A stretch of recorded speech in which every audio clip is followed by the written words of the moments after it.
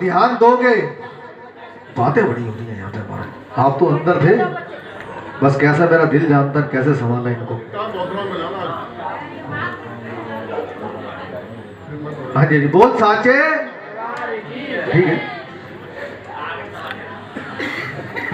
कथा इस प्रकार है, दो सगी बहन तारा और रुक्मण मां दुर्गा की भक्ति में अटूट विश्वास रखती है। दोनों बहन नियम से एकादशी का व्रत किया करती है। एक बार भूल से छोटी बहन रुक्मण ने एकादशी का व्रत खंडित कर दिया चावल खाकर। जब बड़ी बहन तारा को पता लगा तो तारा को क्रोध आ गया। तारा ने कहा, तू है तो मेरी छोटी बहन, परंतु मनुष्य का शरीर पाकर भी तूने नीच योनि के प्राणी जैसा काम किया है। तू तो छिपकली बनने योग्य है। बड़ी बहन के मुख से निकली बात को छोटी बहन रुक्मण ने माना और तारा से माफी मांगी और अपनी भूल का प्रायश्चित पूछ लिया। तारा ने कहा, त्याग और परोपकार से सारे पाप छूट जाते हैं। अब भक्तों ध्यान से सुनना, जब भी आपको कथा समझ में आई है। अब अपने दूसरे जन्म में, क्योंकि अगर आप सुनोगे जब समझ में आएगी। अब अपने दूसरे जन्म में तारा इंद्रलोक की अप्सरा बनी और छोटी बहन रुक्मण छिपकली योनि में गई। द्वापर युग में पांडवों ने महायज्ञ करवाया। अपने दूत को भेजकर 33 करोड़ देवी देवताओं को बुलावा भेजा गया और दुर्वासा मुनि को भी बुलावा भेजा गया। अब पांडवों का दूत दुर्वासा मुनि के निवास पर पहुंचा। सारी बात सुनने के बाद दुर्वासा मुनि ने कहा कि जाकर पांडवों को कह देना, ना यज्ञ में आऊंगा और ना उस यज्ञ को संपूर्ण होने दूंगा। बाबूजी आपने भी यज्ञ करवाया, महारानी का जागरण करवाया, यहां भी कुछ लोग ऐसे होंगे जो आपका यज्ञ खराब करना चाहते होंगे कि जाकर पांडवों को कह देना, ना यज्ञ में आऊंगा और ना उस यज्ञ को संपूर्ण होने दूंगा। दूत ने सारी बात पांडवों को बता दी कि महाराज दुर्वासा मुनि जी नहीं आएंगे, ना वो यज्ञ में आएंगे और ना उस यज्ञ को संपूर्ण होने देंगे। अब भक्तों यज्ञ में शांति रख भाई, हेलो शांति रख यार, हद हो गई यार, बाहर चला जा। मैं बहुत साचे दरबार की कहा थरी में भूल गया कथा, इसके चक्कर में कहा छोड़ी थी हैं? हाँ जी हाँ जी हाँ जी, बोल साचे, ना यज्ञ में आएंगे और ना उस यज्ञ को संपूर्ण होने देंगे। अब भक्तों यज्ञ में हवन पूजन समाप्त हुआ, भंडारे की तैयारी होने लगी। भंडारे की तैयारी होने लगी। अब भक्तों पिछले जन्म की रुक्मण जो छिपकली योनि में आई है, यज्ञ में हवन पूजन समाप्त हुआ, भंडारे की तैयारी होने लगी। जिस पेड़ के नीचे, ये कैसे माइक हो गया है, बुलाइए जरा उसको। तेरे लगा दूंगा एक, मजाक समझ रहे क्या तूने इसको? हेलो हाँ जी, फिर भूल गया मैं यार। महाराज इसको यार ले जाओ यार, बाहर ले जाओ यार, इसको बाहर ले जाओ यार।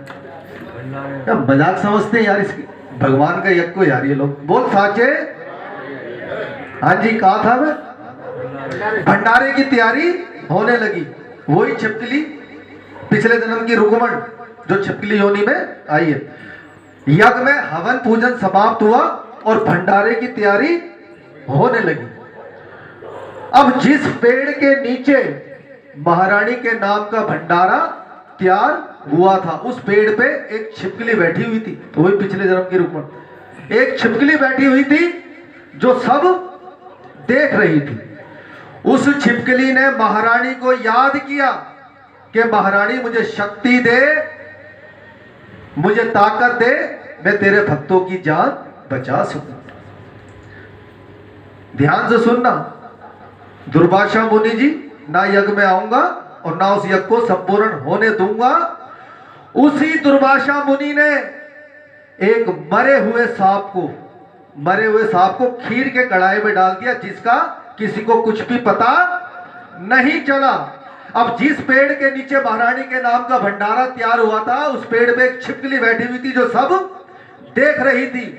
उस छिपकली ने महारानी को याद किया कि मां मुझे शक्ति दे, मुझे ताकत दे, मैं तेरे भक्तों की जान बचा सकूं। पहले तेरे भगत तुझे भोग लगाएंगे, तुझे भोग लगाने के बाद तेरे नाम के भंडारे का प्रसाद खाएंगे, या तो मर जाएंगे या पागल हो जाएंगे, क्योंकि भक्तों सांप के अंदर जहर होता है। उस छिपकली ने महारानी को याद किया कि मां मुझे शक्ति दे, मुझे ताकत दे, मैं तेरे भक्तों की जान बचा सकूं। पहले तेरे भगत तुझे भोग लगाएंगे, तुझे भोग लगाने के बाद तेरे नाम के भंडारे का प्रसाद खाएंगे, या तो मर जाएंगे या पागल हो जाएंगे, क्योंकि सांप के अंदर जहर होता है। यज्ञ में जितने संत महंत भगत आए हुए थे, सबकी आंखों के सामने वो छिपकली पेड़ से कूदकर खीर के कढ़ाई में जा गिरी।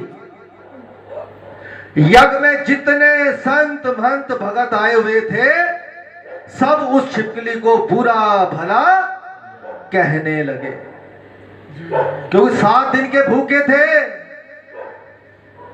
अब भोजन मिलता, उसमें ये छिपकली गिर गई, हमारी तो आत्मा ही तूने दुखा दी। बुरा भला उस छिपकली को कहने लगे। अब यज्ञ में जितने संत महंत भगत आए हुए थे, बाबूजी सब ने विचार करके कहा कि जमीन में गड्ढा खोदो, उस गड्ढे में खीर को पलट दो, ऊपर से मिट्टी डाल देना, कोई जीव जंतु खीर को ना खाए। अगर किसी जीव जंतु ने खीर को खा लिया, वो भी मर जाएगा, क्योंकि छिपकली के अंदर भी जहर होता है। अब भक्तों, बाबूजी ऐसा ही किया गया। जब खीर के कढ़ाई को खाली करने लगे, तो सबकी नजर मरे हुए सांप पर पड़ी। अब सबको मालूम हुआ इस छिपकली ने अपनी जान देकर हम सबकी जान बचाई है, और इस छिपकली के बारे में हम सबने कितना बुरा भला कह दिया। यज्ञ में जितने संत महंत भगत आए हुए थे बाबूजी, सबने उस छिपकली के लिए प्रार्थना की। और मेरी भी आपसे प्रार्थना है, इस परिवार के लिए प्रार्थना करना, ये जीवन में खुश रहे, अपने बच्चों में खुश रहे। बोल साचे, इनके लिए एक बार अरदास आप कर देना। बोल साचे। बाबूजी कहाँ था मैं, फिर भूल गया।